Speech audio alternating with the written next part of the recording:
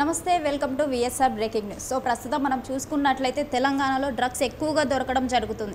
అలాగే బానిస కూడా అవుతున్నారు యువత చాలా వరకు.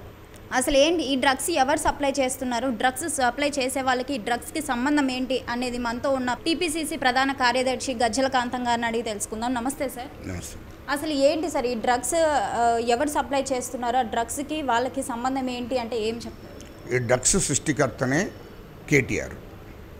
ఈ డ్రగ్స్ సృష్టికర్తనే కేటీఆర్. ఇయాల్లో దేశానికి స్వతంత్రం వచ్చినప్పటి నుండి 2014 దాకా ఈ రాష్ట్రంలో డ్రగ్స్ దొరకలేదు.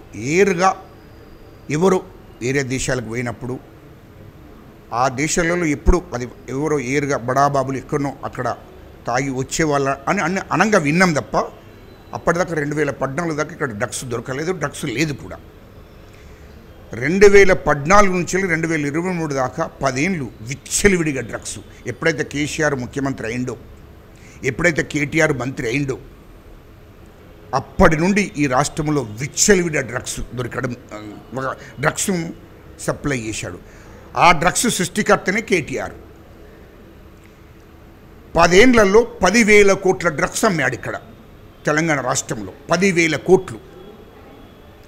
ఆ డ్రగ్స్ను దాని సృష్టికర్తనే కేటీఆర్. కేసీఆర్ ముఖ్యమంత్రి అయిన తర్వాతనే కేటీఆర్ ఈ రాష్ట్రానికి ఆ డ్రగ్స్ను తీసుకొచ్చి 10,000 కోట్లు దాని మీద సంపాదించాడు.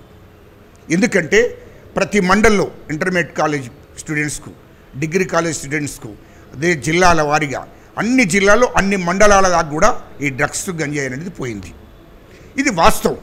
ఎందుకంటే ఎక్కడ చూసినా మండల ఎడ్కోటర్లో కూడా ఈ డ్రగ్స్ దొరికే పరిస్థితి వచ్చింది. ప్రతి కాలేజ్ స్టూడెంట్స్ దగ్గర, ఇంటర్మీడియట్ డిగ్రీ వాళ్ళ దగ్గర కూడా, ప్రతి కాలేజీలో స్టూడెంట్స్ దగ్గర ఈ డ్రగ్స్ దొరికే పరిస్థితి వచ్చింది. డ్రగ్స్కి అలవాటు పడే విధంగా తయారు చేశాడు KTR.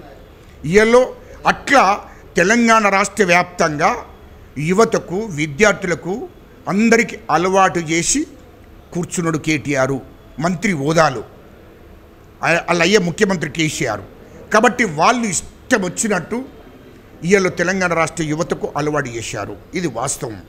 Subscribe us and press the bell icon for more interesting updates.